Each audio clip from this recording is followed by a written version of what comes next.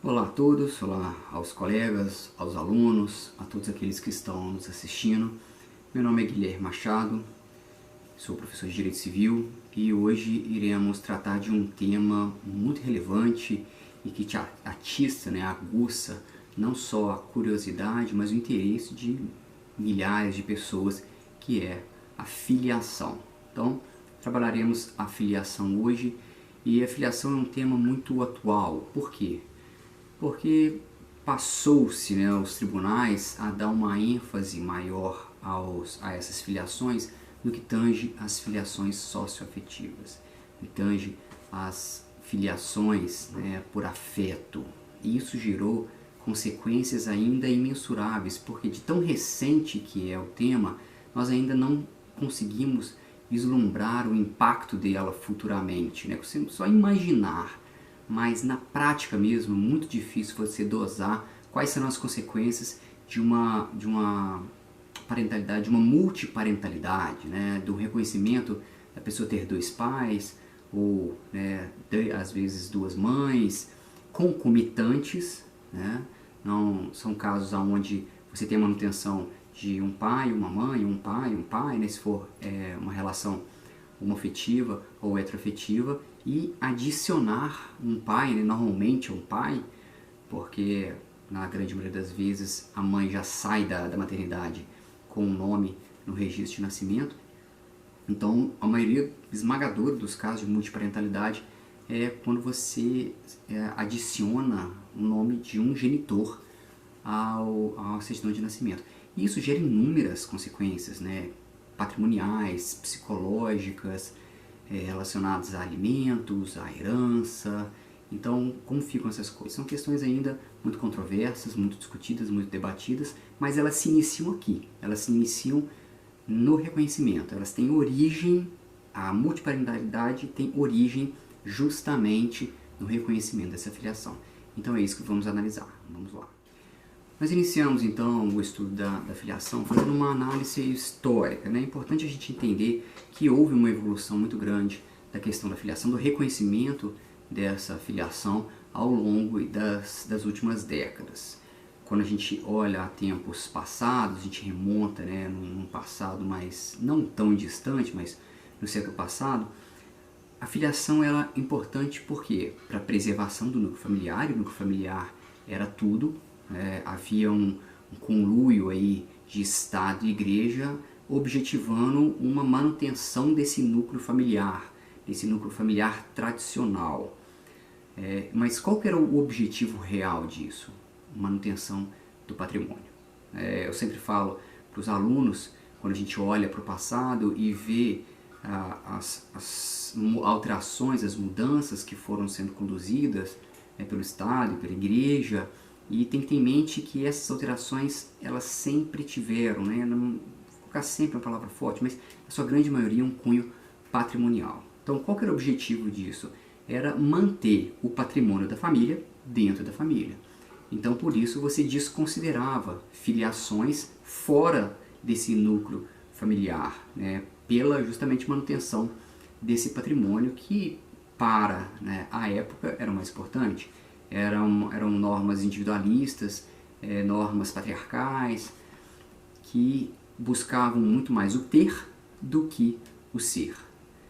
Inclusive, você catalogava os filhos, os filhos que eram muitos, era uma época que eram muitos os filhos, diz, não tinha muita diversão, então vamos fazer filho. Mas eram muitos os filhos.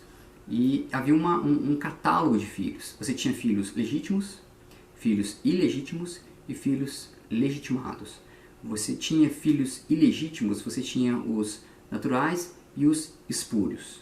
E dentro dos espúrios você tinha os incestuosos e adulterinos. Então olha qual a gama de quantidade, de classificação de filhos. Então você criava uma ordem, um catálogo. Olha, esse é meu filho espúrio natural, esse aqui é adulterino, esse aqui é legítimo, esse aqui é ilegítimo, não, esse aqui foi legitimado. Então você tinha toda uma questão de classificação entre os filhos, e isso impactava diretamente naqueles direitos que o filho tinha. e a maioria deles não tinha direito algum. Então, se analisarmos, a Maria Berenice Dias mesmo, ela coloca de uma forma muito clara, havia um ato ilícito praticado pelo pai, pelo homem, uma vez que o adultério ele era considerado crime. Essa prática desse crime levava à punição de quem? Do filho. O filho era o maior prejudicado, o filho era o maior punido. Por quê? Porque ele perdia direitos, ele ia ter que viver marginalizado, ia ter que viver, né, à sombra da sociedade. A mulher, então, filha ilegítima mulher, ela acabava caindo na vida de prostituição. Por quê? Porque não tinha, né, se não fosse por uma questão humanitária do próprio pai, uma questão íntima, subjetiva, o direito não trazia essa proteção. Então, o Código Civil anterior de 2002, o Código Civil de 16, ele trabalhava justamente com essa questão preconceituosa, a carga preconceituosa. Né? Para a gente ter uma ideia, lá no Código 16, vou ler um trecho aqui do artigo 358 do Código de 16, ele falava: os filhos incestuosos e os adulterinos não podem ser reconhecidos. Então, e aí o próprio Clovis Bevilacqua, que foi quem foi responsável, né, pela edição do Código Civil de 1916, né, é até interessante a gente entender historicamente, né, teve a questão do Teixeira de Freitas, que tinha um código, editado um código, né, demorou anos para editar um código muito completo, um código que, inclusive, a doutrina coloca depois foi aproveitado pelos argentinos, né, para o Código Argentino, né, um dos primeiros, né, da época, e foi rechaçado o Código Teixeira de Freitas, e depois veio o Clovis Bevilacqua e editou em 6 meses o código, que seria o Código Civil de 16, e o Clovis Bevilacqua, ele era uma pessoa que estudava direito internacional, então ele sofreu influências diretas, 6 meses para fazer um código, influências diretas do Código Civil francês e o Código Civil alemão, que tinham esse caráter extremamente individualista, extremamente patrimonialista, e olhava para o ser, para o ter, e em último caso, para o ser.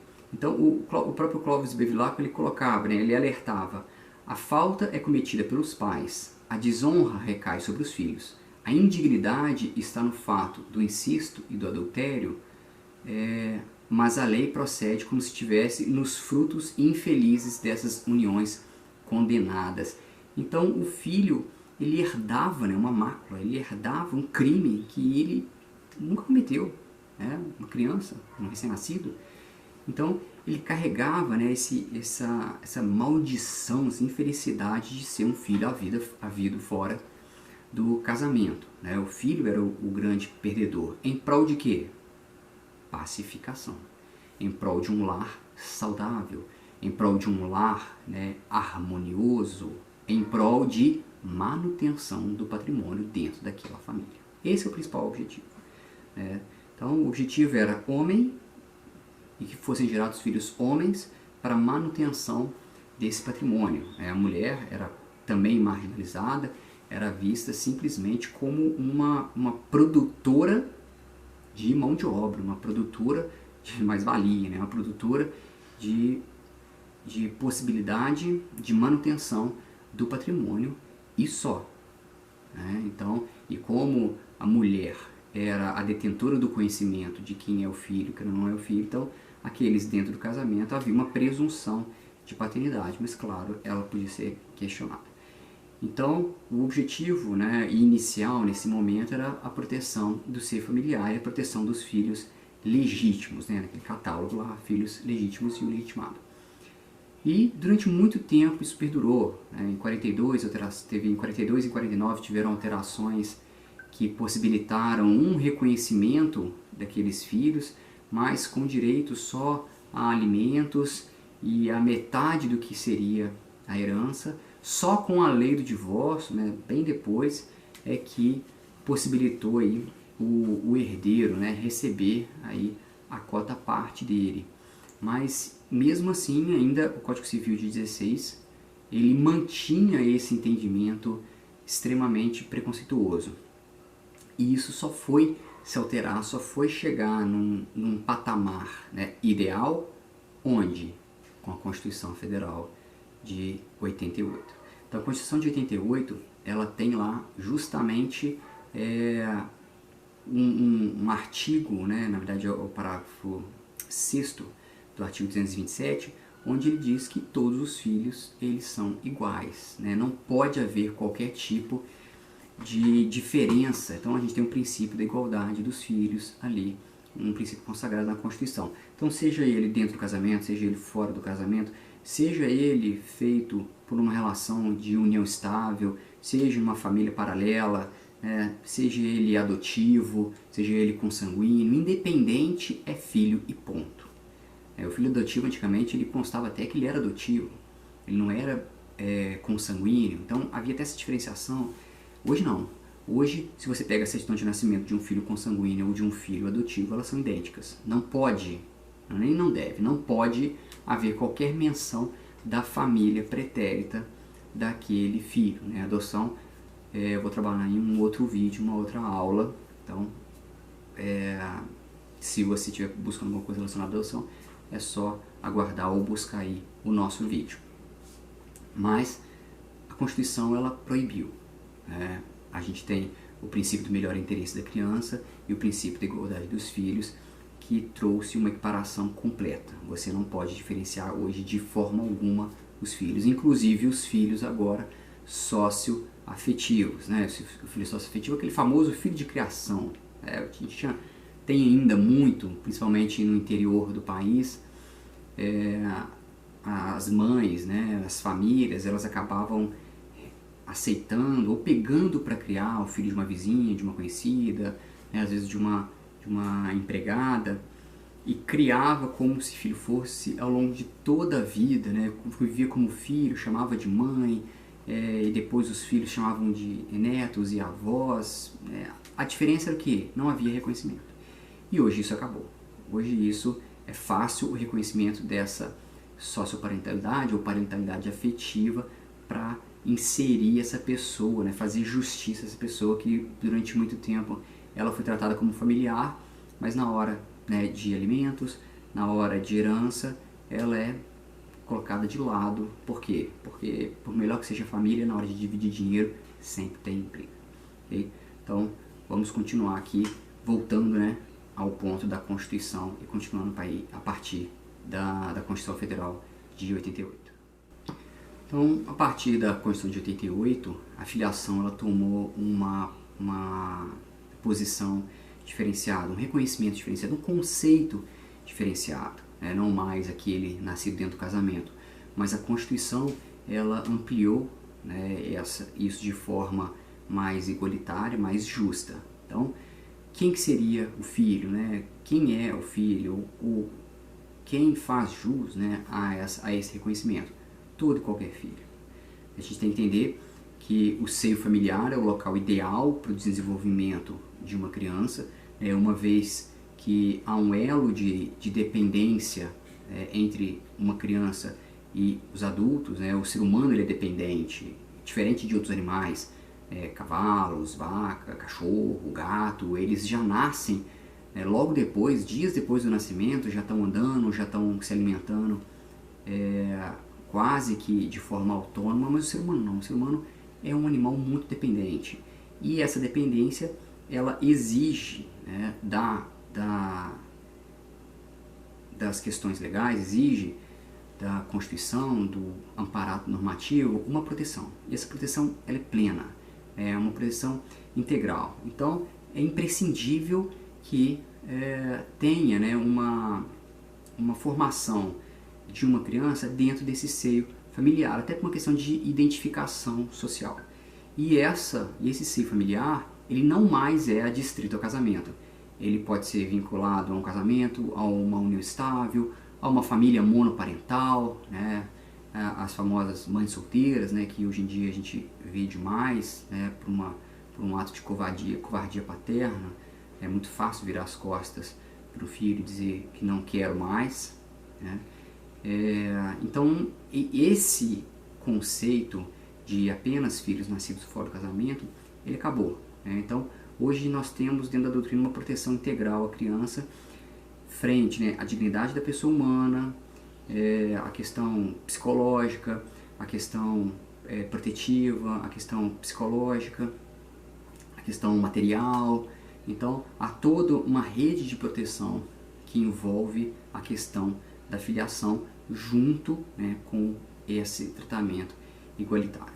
Então, e isso faz com que tenhamos vários níveis, várias possibilidades de reconhecimento de filiação.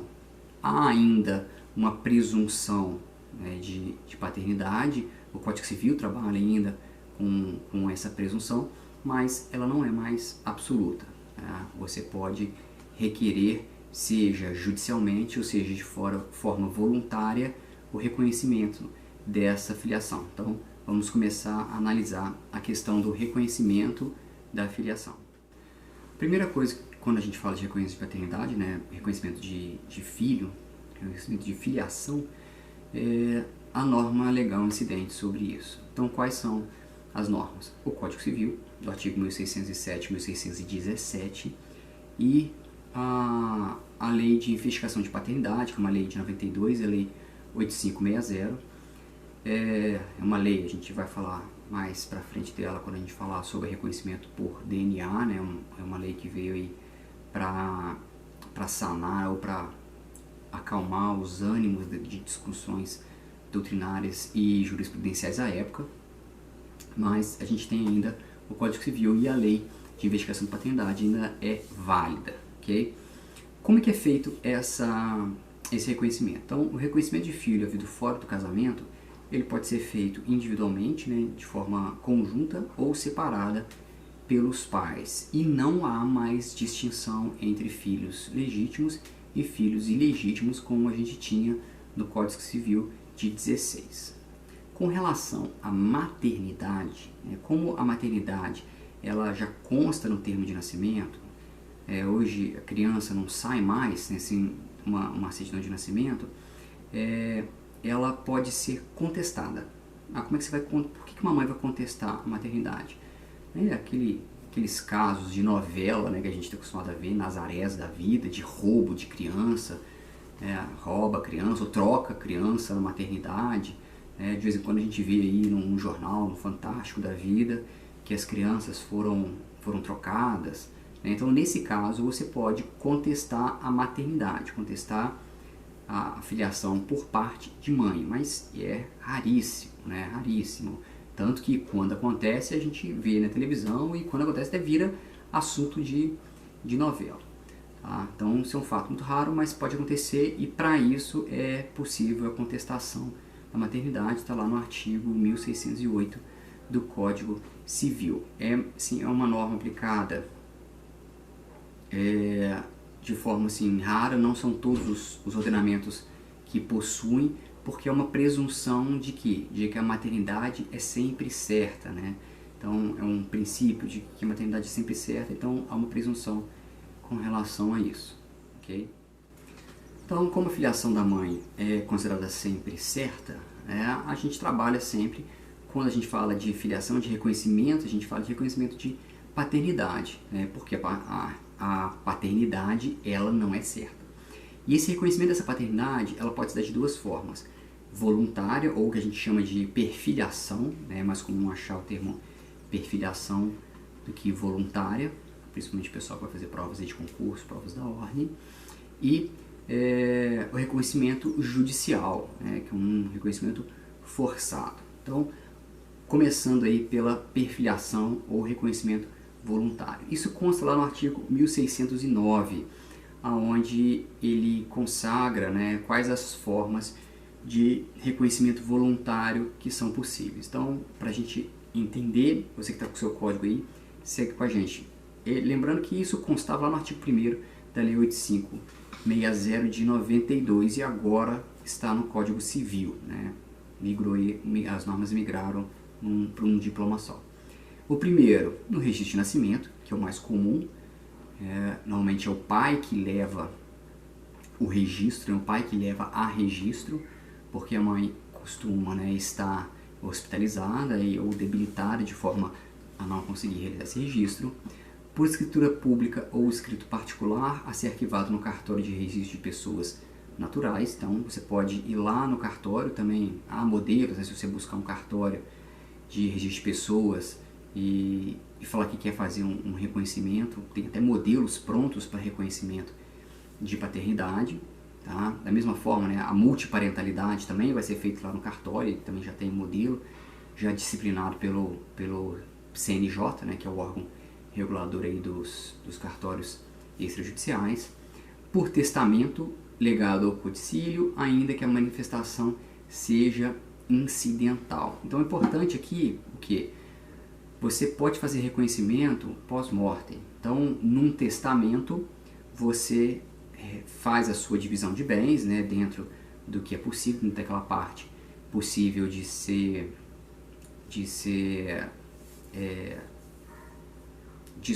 disposta, né, se dispor aquela parte possível, e dentro desse testamento você pode reconhecer a paternidade. Então deixo a casa de praia de Búzios para o filho que eu reconheço, o filho Guilherme, que eu nunca reconheci, mas agora aqui venho reconhecer, porque sempre soube que ele é meu filho, sempre tive resistência com relação a isso, mas aqui no leito de morte, né, considerando o final da vida, a gente faz as nossas reflexões finais, e reconheço o Guilherme como meu filho legítimo, né? A gente sempre vê filhos legítimos que fazem a mínima diferença. Então, dentro do testamento. E aí vem uma questão importante. Caso esse testamento seja anulado, tá? Essa questão do reconhecimento de paternidade, ele se preserva válidos, tá? Que aí é o princípio da conservação do negócio jurídico. Eu vou anular só aquilo, né, que é viciado de nulidade, que é o testamento. Porque não teve testemunha, não seguiu a formalidade correta. E como eu posso fazer por escritura pública ou escrito particular o reconhecimento de paternidade?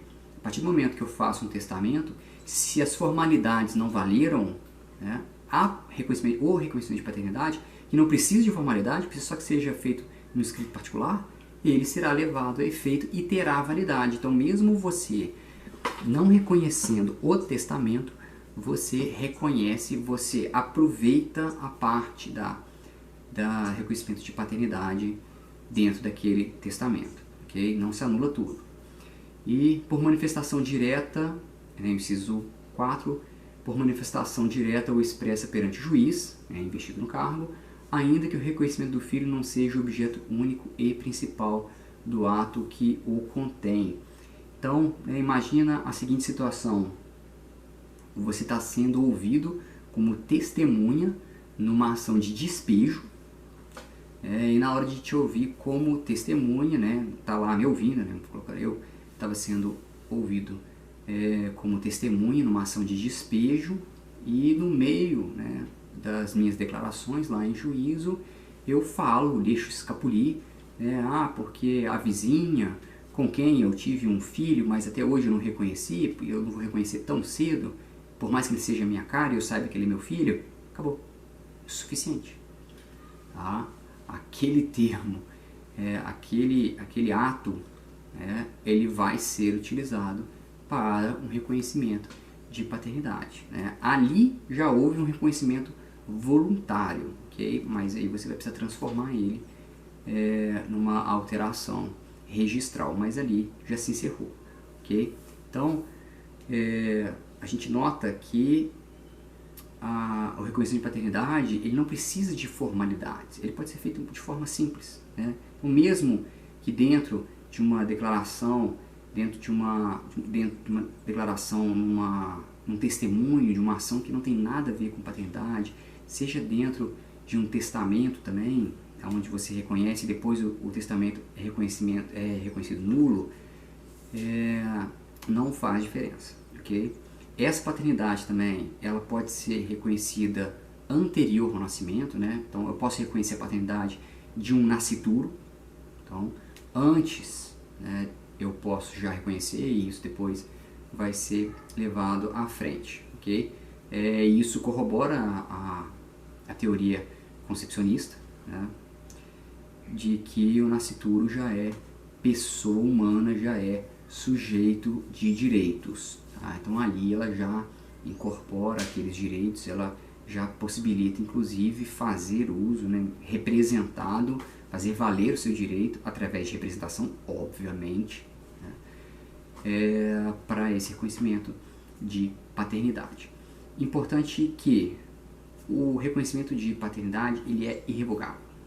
Não tem como revogá-lo. Uma vez dita, ele não pode ser revogado. Então lá no artigo 1610, essa irrevogabilidade. Tá?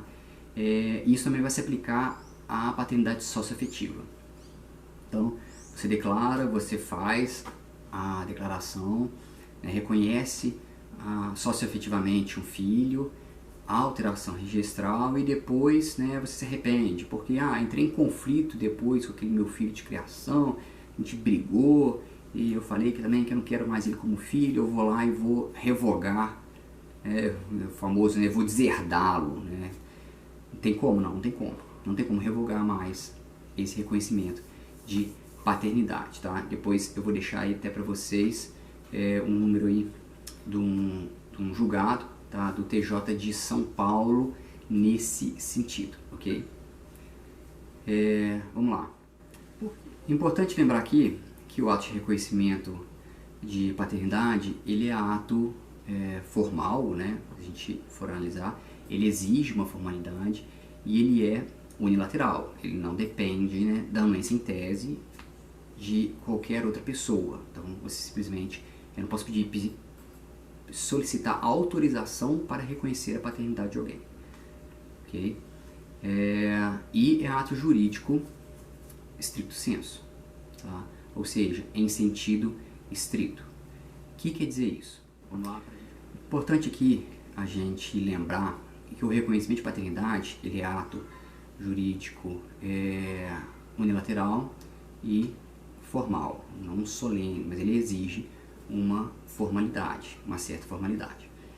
E quanto a ser ato jurídico, lá dentro daquela teoria do fato jurídico, né, se a gente destrinchar, né, voltar e analisar aquela árvore do fato jurídico, a gente vai lembrar que o ato, todos os atos são, na verdade, fatos jurídicos lato sensu.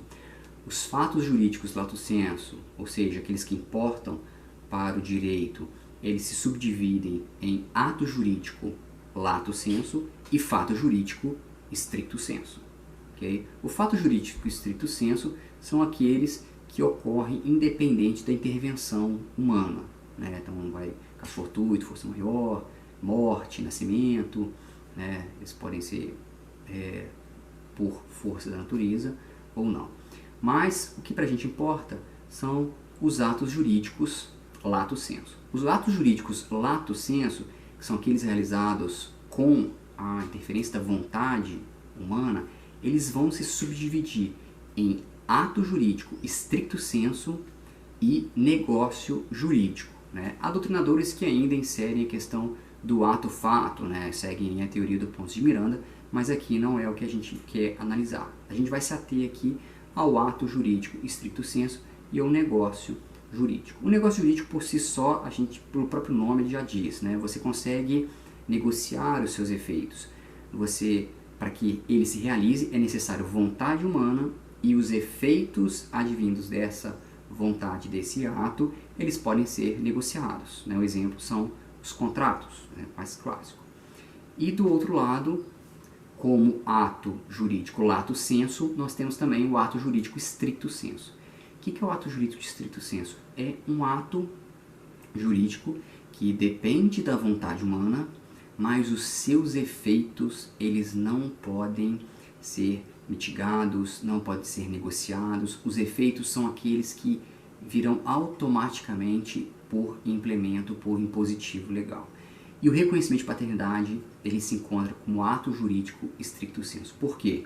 Porque para reconhecer é necessário um ato de vontade, mas os efeitos desse reconhecimento eles são automáticos, independem da vontade daquele que manifestou.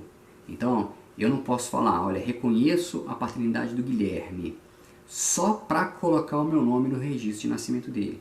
Não quero os efeitos relacionados ao patrimônio, a alimentos ou herança. Eu quero ficar afastado desses efeitos. Posso fazer isso? Lógico que não. Por quê?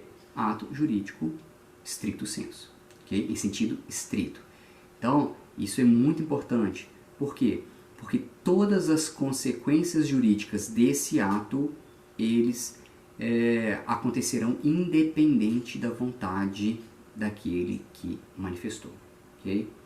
E aí vem uma pergunta. Quando a gente fala que é ato unilateral, e quando o filho é maior, é necessário a anuência do filho maior? É possível o reconhecimento do filho maior? Então, vamos analisar isso. Então aqui o artigo 1614, ele é o nosso norte relacionado à questão do reconhecimento do maior e da contestação dessa maioridade, dessa parentalidade. Okay? Então o que diz lá o artigo 1614?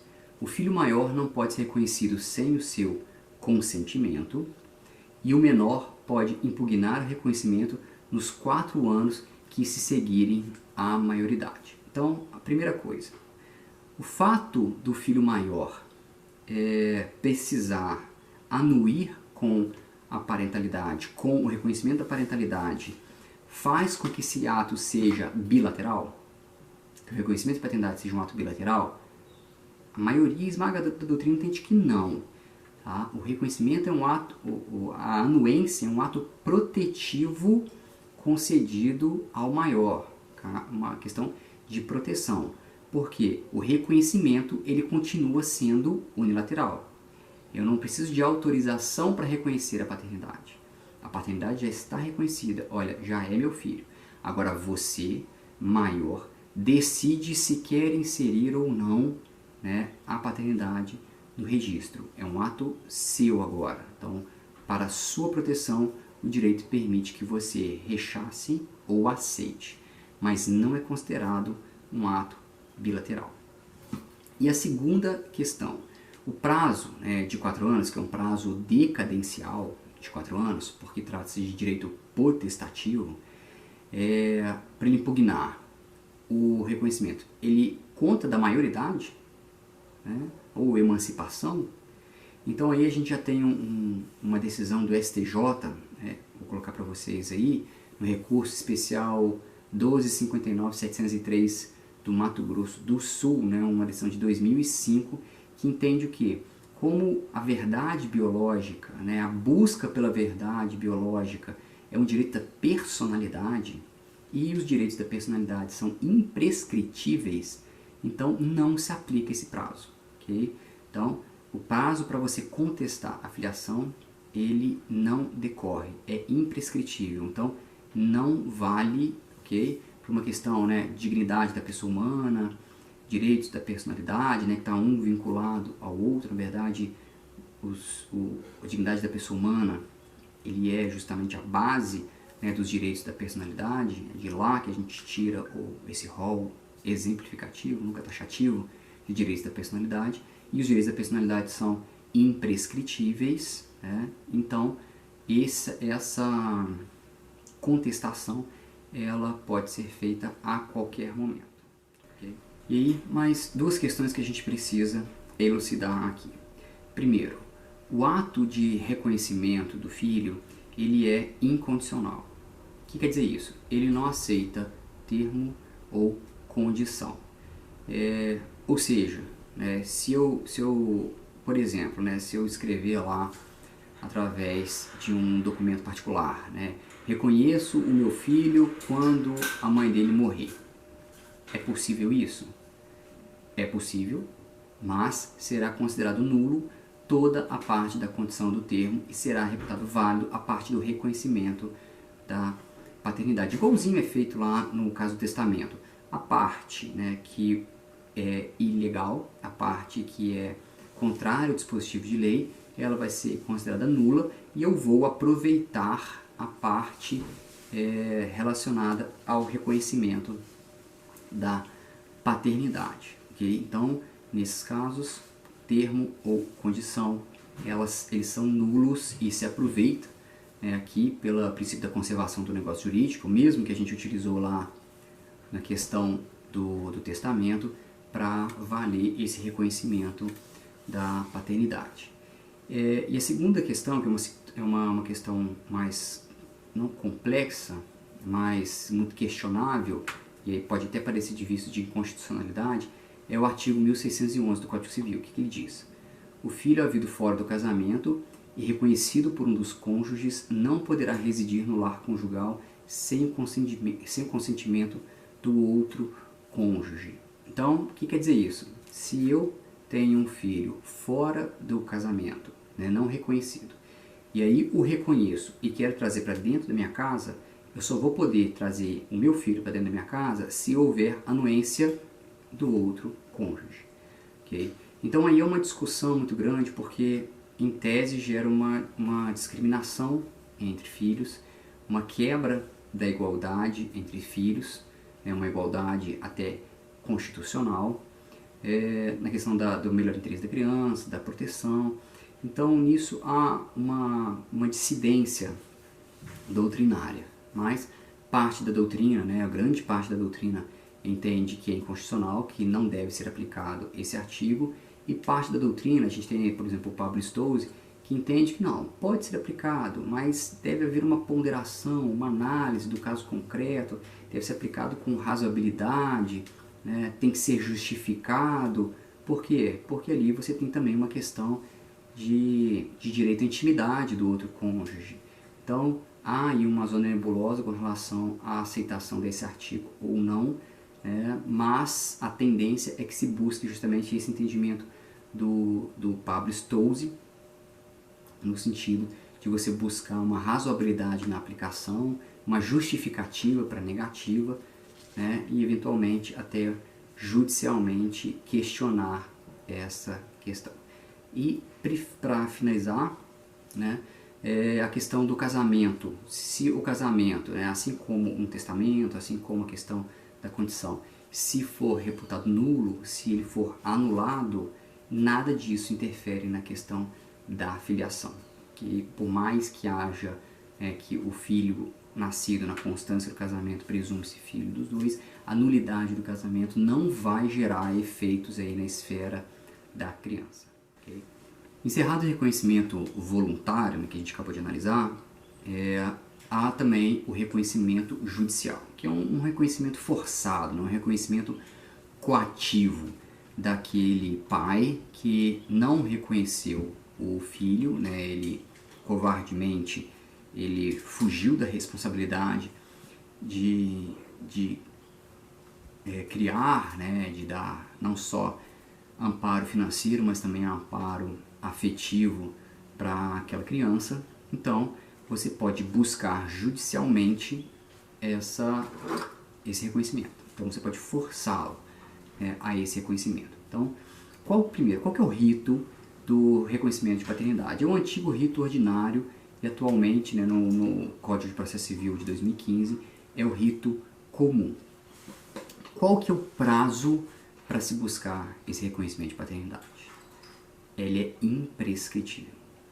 Tá? Então você pode, a qualquer momento, buscar o reconhecimento de paternidade. Inclusive, nós ao final iremos ver a questão da parentalidade socioafetiva, de inúmeros casos, alguns casos, esse é um caso, mas existem vários outros, onde o reconhecimento foi feito de bem mais velho, quando a pessoa descobriu que o pai não era pai biológico, era pai, na verdade, um pai adotivo, um pai socioafetivo, mas que constou no registro, aquela famosa adoção brasileira, quando o filho não é do pai, mas o pai registra em nome dele. E aí, bem na frente, mais velho, a pessoa ficou sabendo dessa questão e acabou solicitando um reconhecimento de paternidade biológica e conseguiu. E décadas depois. É possível isso? É possível. Por quê? Porque é um direito da personalidade, a busca da paternidade, a busca da verdade real, da paternidade real da pessoa, há um interesse psicológico e até biológico, se a gente analisar questões de eventual necessidade de doação de órgãos, sangue, medula, você saber quem é seu pai biológico. Então, prazo imprescritível. Lá no artigo 27 do Estatuto da Criança e do Adolescente, que é a Lei 8069, diz o seguinte: reconhecimento do estado de filiação é direito personalíssimo, ou seja, só a pessoa pode, indisponível e imprescritível, podendo ser exercitado contra os pais ou seus herdeiros, sem qualquer restrição, observando o segredo de justiça. E aí só corrobora, né, a súmula 149 do STF, que diz: é imprescritível a ação de investigação de paternidade, mas não a de petição de herança. Por que isso? Porque uma vez falecido, né, o suposto pai, há um prazo para você requerer aí a inserção como herdeiro, e esse prazo ele prescreve, mas o reconhecimento não. Imagina, a pessoa morreu, depois de 10 anos você reconhece como filho e vem pedir, 20 anos e vem pedir herança. Então, até por uma questão de segurança jurídica aí, há essa diferenciação. Então, o reconhecimento é imprescritível, mas a petição de herança, ela prescreve nos termos da lei. É justo, é injusto, mas também a gente tem que olhar sempre pelo ângulo dos herdeiros, pelo ângulo das outras partes que não estavam sabendo, que não faziam a mínima ideia, e eles também não podem ser prejudicados a esse ponto. Imagina, 20 anos, 30 anos depois, um reconhecimento de paternidade. Como é que estão esses bens? Como é que está o estado desses bens? Então, importante isso.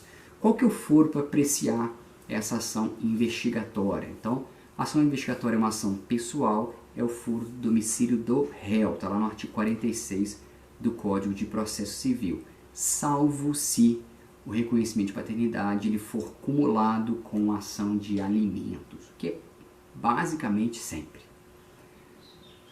O advogado que faz um pedido de reconhecimento de paternidade sem o pedido de alimentos, ele tem um problema, a não ser que não faça mais jus aos alimentos, aí é diferente. Mas, fazendo jus aos alimentos, você já acumula o pedido de reconhecimento de paternidade com alimentos. E para isso, quando isso acontece, aí você atrai a competência do foro do domicílio do alimentado. Okay? A gente tem isso lá na súmula 1 do STJ. Okay? Então, quanto à legitimidade ativa e a legitimidade passiva nessa ação de reconhecimento judicial. Vamos lá. Com relação à legitimidade ativa, quem tem que estar no polo passivo, ótimo. Quem tem que estar no polo passivo é aquele que busca o reconhecimento. Então, se for menor, ele tem que, obviamente, estar representado ou assistido. Entre 16 e 18 anos ele vai estar assistido, menor de 16 anos ele vai estar representado. Se for emancipado com 16 anos, ele entra como se fosse maior de 18 anos, então aí cabe ao maior de 18 anos ele entrar com a ação de forma individual, sem representação ou sem assistência. Então, menor ou maior. O Ministério Público ele pode agir como substituto processual, ele tem legitimidade como substituto processual. Essa legitimidade consta lá na Lei de Investigação de Paternidade, okay? A Lei 8560 de 92, que a gente já falou dela, ela não foi revogada na sua totalidade, só naquilo que o Código Civil disciplinou. Segundo a corrente concepcionista, e isso é possível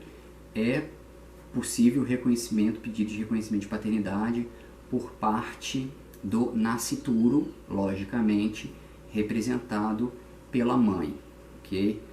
A questão desse reconhecimento de paternidade, ele pode ficar em suspenso, aguardando o nascimento para poder fazer o exame de DNA, ou então, se os fatos e indícios demonstrarem, já pode ser feito um reconhecimento judicial mesmo sem o exame de DNA. Okay? Nesse caso, do nascituro, você faz o pedido não só de reconhecimento de paternidade, como também de alimentos gravídicos. Vamos falar mais tarde de alimentos gravídicos. Então pode ser proposto também pelo nascituro devidamente representado. Okay? Só um parênteses aqui, é muito comum o que costuma se fazer na prática forense é o pedido de alimentos gravídicos em nome da mãe, mas é importante dizer que os alimentos gravídicos são para o nascituro, okay? Tecnicamente deveriam ser alimentos do nascituro, não alimentos gravídicos, mas aí houve essa imprecisão legislativa. Também é possível, não no polo passivo, polo ativo, o neto. Okay? Então o neto ele pode também requerer esse reconhecimento de paternidade para o avô, né? O que a gente chama de ação avoenga. Então o neto pode estar no polo ativo, assim como o avô pode estar no polo passivo. Ok? Isso aí já é uma decisão da STJ já pacífica, ok? Dentro dessa possibilidade. Vou até colocar para vocês aí o acordo. Temos um acordo aí de um recurso especial do Rio Grande do Sul de 2005, né? É o mais recente. Com relação à legitimidade passiva na ação investigatória, em tese, quem vai constar no polo passivo vai ser o pai ou a mãe. Naquele caso, a gente viu lá atrás, quando há uma possibilidade, né, de troca de criança e tal, mas é raro. A situação mais comum é o polo passivo figurar a pessoa do pretenso pai, né, mas daquele que você busca reconhecimento de paternidade. No caso de pai falecido, né, você pode fazer contra os herdeiros, ok? Sempre com os herdeiros, contra o avô, ação avoenga, não contra o espólio. É muito comum, entra com uma ação de reconhecimento de paternidade contra o espólio. Não é contra o espólio. Por quê? Considerando que tem uma ação de caráter pessoal, o espólio não tem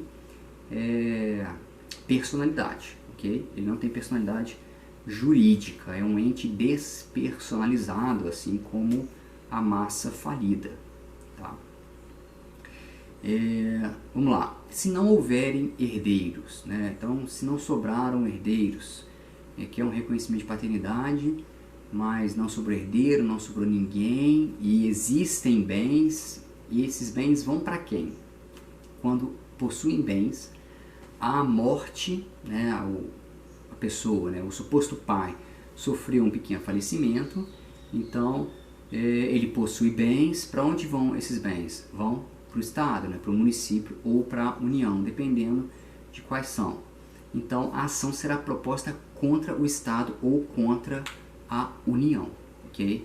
Porque para esses, e são esses os interessados aí na ação, ok? Vamos lá.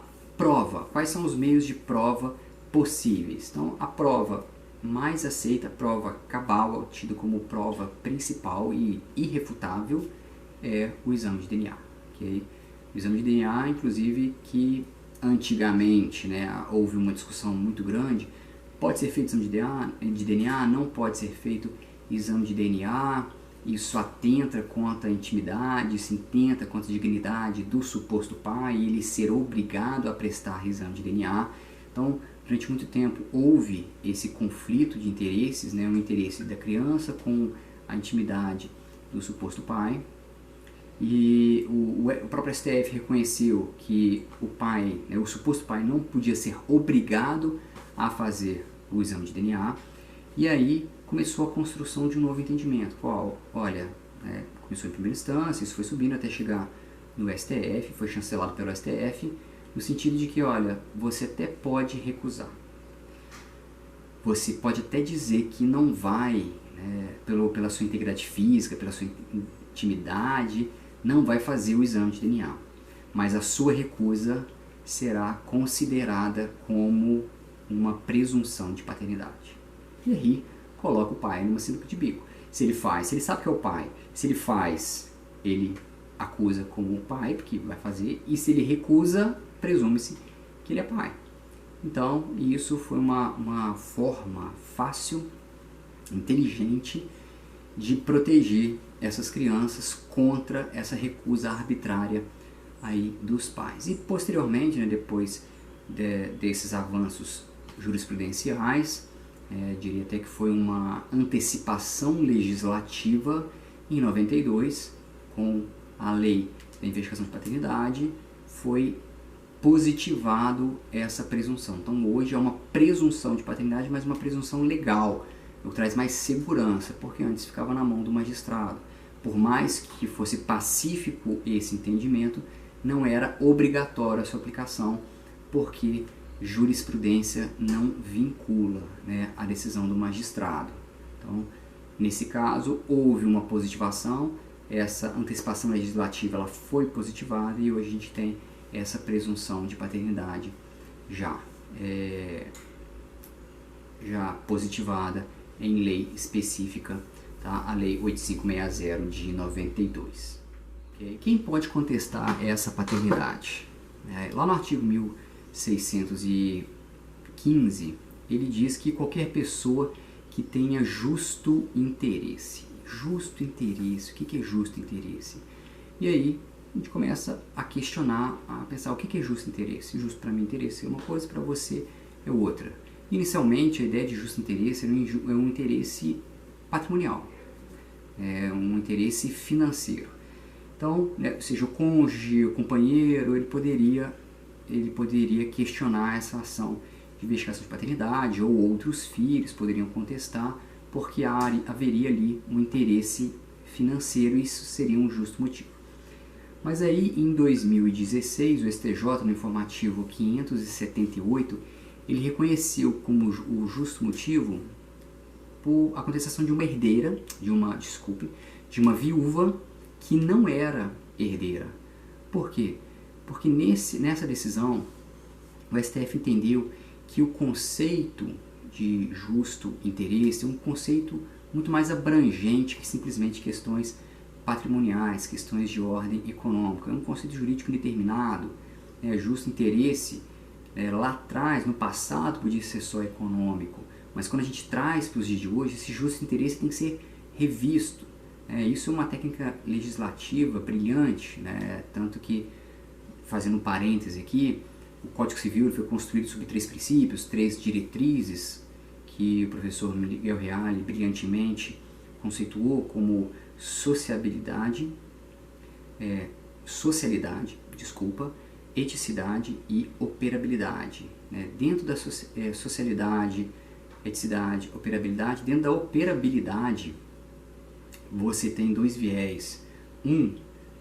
Uma questão de técnica, de construção técnica, um tecnicismo do código estruturado de forma de mais fácil compreensão e estudo, e a questão dos conceitos abertos, cláusulas gerais. Cláusulas gerais seriam termos que se moldariam de acordo com a realidade de cada momento histórico, de cada aplicação, para que você não precise ficar alterando a legislação, modificando a legislação toda vez que a sociedade dá um novo entendimento para aquilo. Você cria um conceito geral, uma cláusula aberta, e aí cabe ao magistrado, dentro daquela realidade socioeconômica, temporal, ele vai dar uma aplicação. E o justo interesse, ele entra dentro dessas cláusulas gerais.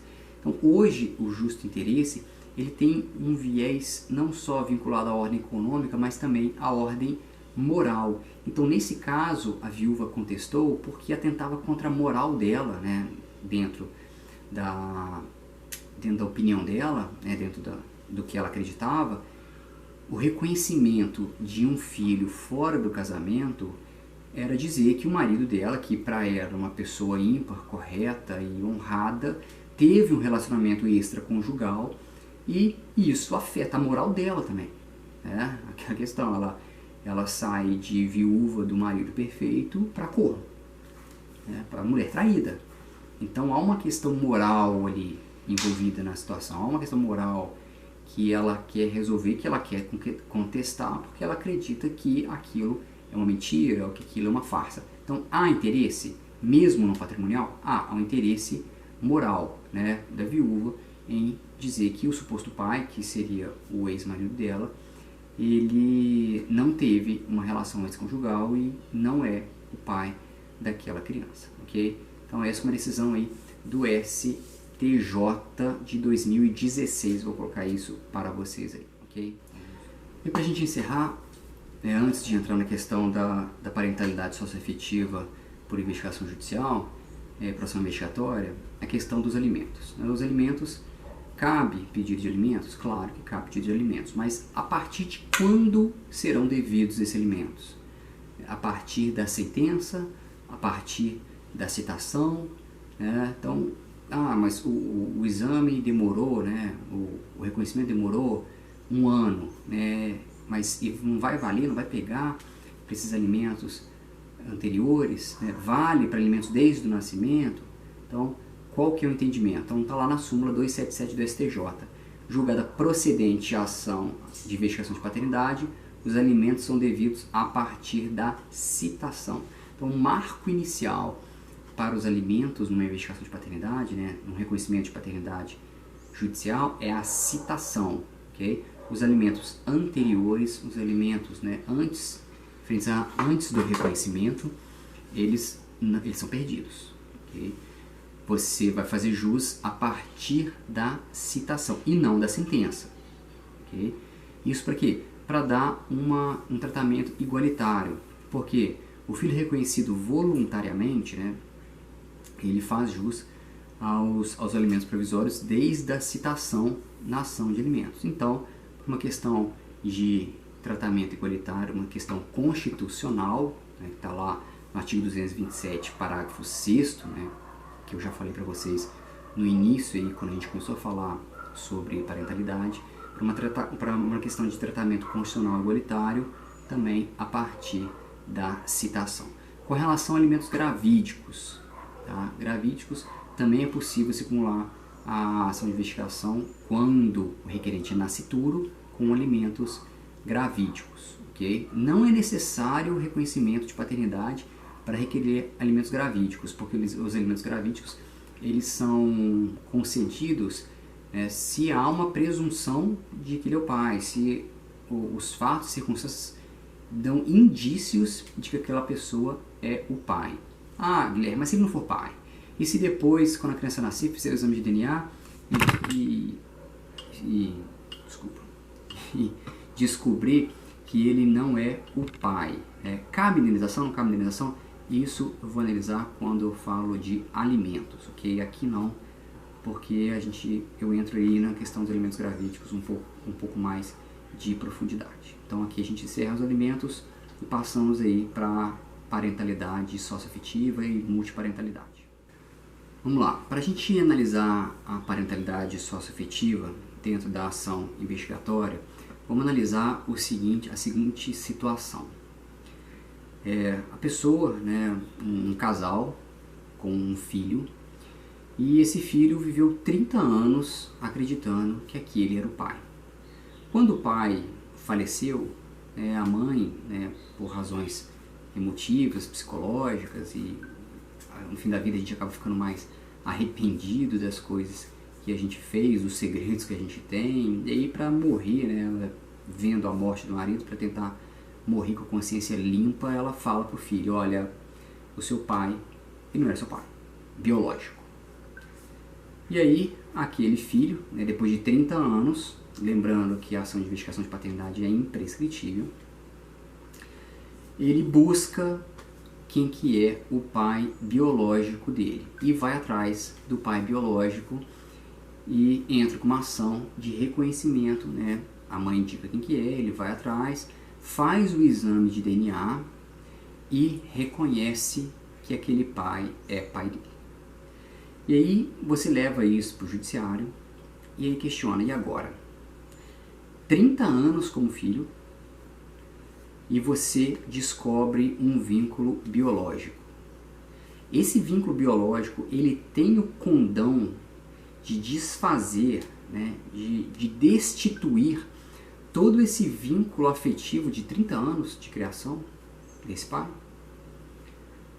E aí, né, o STF, numa decisão emblemática, né, num recurso extraordinário, vou colocar para vocês, é o 898060 de Santa Catarina, ele entendeu que não, que o vínculo biológico ele não vai desfazer o vínculo socioafetivo, mas ele vai se somar como um vínculo de parentalidade.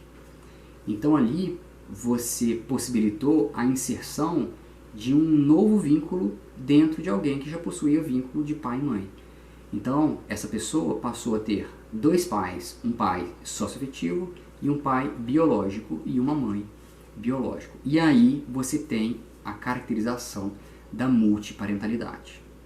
A multiparentalidade, ela ganhou mais força depois dessa decisão, e aí as repercussões são enormes, né? Porque eventualmente, se tiver algum problema, né, alimentos, para quem será buscado no caso de uma multiparentalidade, herança vai fazer jus, né, já fez jus à herança do pai socioafetivo, e o pai biológico agora falecendo faz jus à herança também, vai receber duas heranças.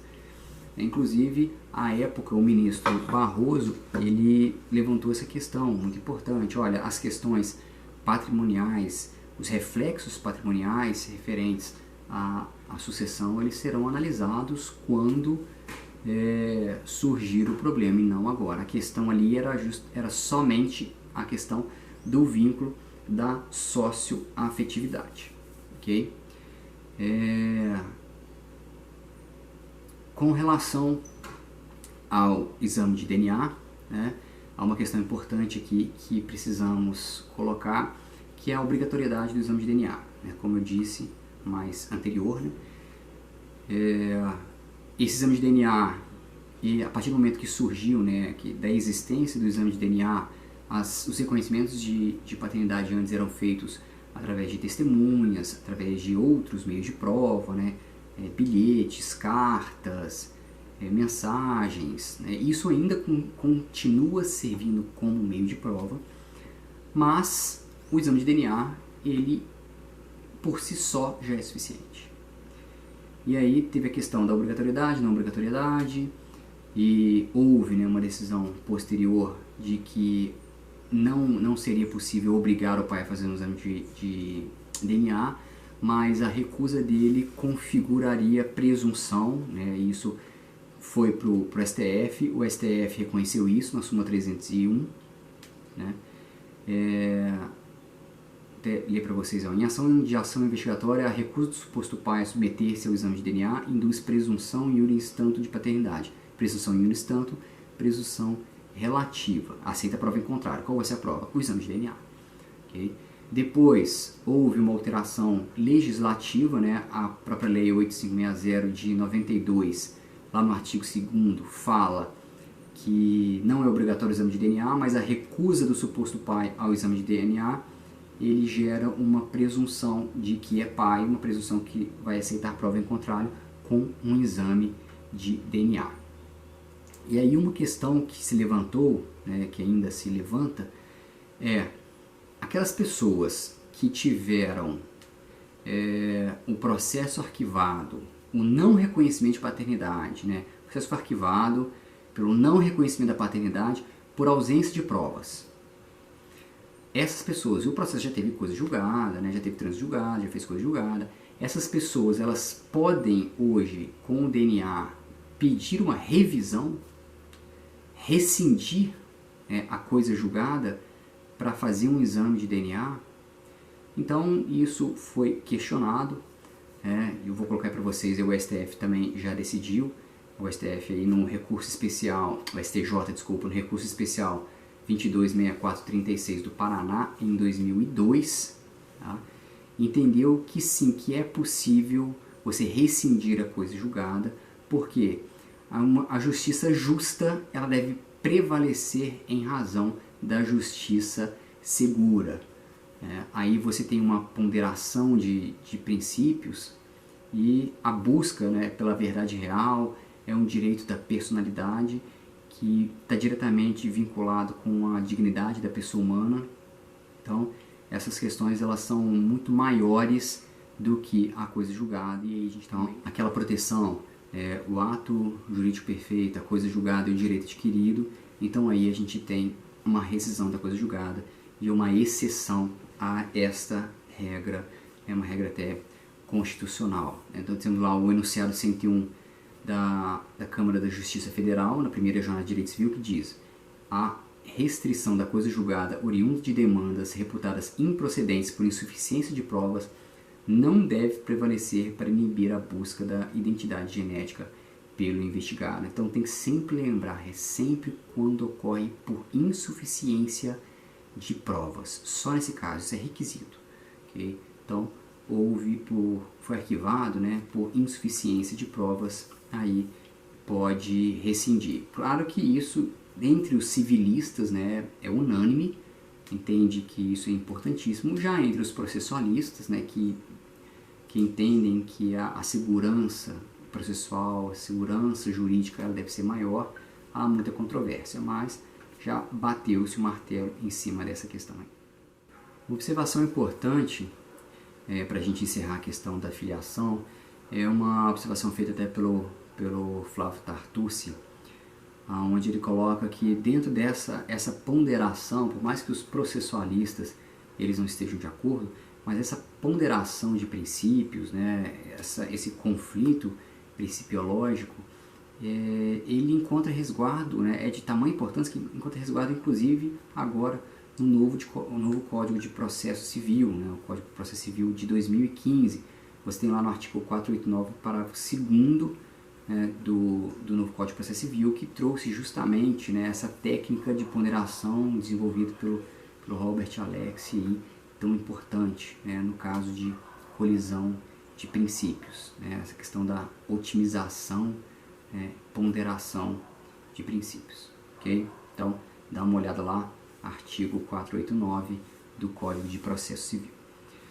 Nós encerramos aqui a questão da filiação. São muitas nuances, muitas questões complexas. Quem tiver interesse, né, faz uma busca aí sobre parentalidade, multiparentalidade. Eu devo fazer um vídeo só sobre multiparentalidade, porque é um tema aí muito importante dentro do direito civil e muita gente tem interesse nisso, né? Uma chuva de reconhecimentos dessa multiparentalidade. Havia um procedimento junto aos cartórios de pessoa natural, e aí devido a uma série de possibilidades de fraude, alterou-se esse procedimento recente, houve uma alteração recente no ano passado desse procedimento por parte do CNJ, mas continua sendo possível e não é difícil, mesmo porque é uma forma de se fazer justiça para questões aí que há muito tempo estavam enraigadas aí na tradição brasileira, né, do famoso filho de criação, que no final ficava a ver navios, ok? Então, obrigado aí a todos vocês que assistiram a aula, bons estudos, para mim aqui uma boa tarde e nos vemos na nossa próxima aula, no nosso próximo vídeo.